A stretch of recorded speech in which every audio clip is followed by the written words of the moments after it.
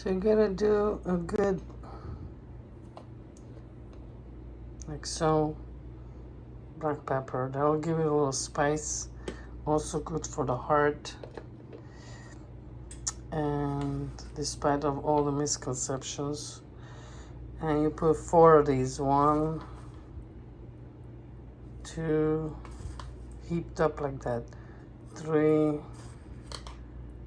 4. As you can see, it's getting like a little yellowish color. Later it's gonna get a little different color, you'll see. And then now this can start to warm up on the stove slowly. Put in a slow warm up while you have the beans, because you have to do the beans.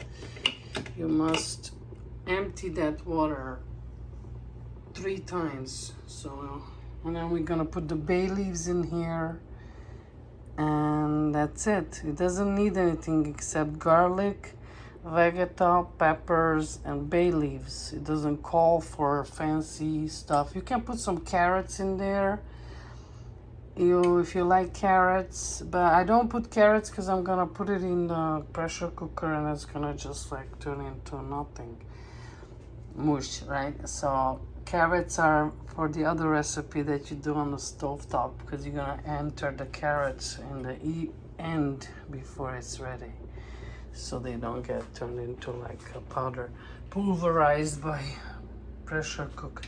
So we're gonna wait now a few minutes to get that water going a few times, and then we're gonna drain it and pour it into this, and then put the top on, close it, and it should go for 20 minutes.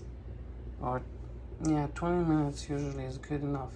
After 20 minutes you open it and we'll see what happens, and then you put the rantas on top. Rantas is like made with the flour and oil and some more black pepper or some Hungarian paprika to make it a little red. I'll show you how to make rantas later. That goes with lots of soups. It's pretty much across the board for a lot of food.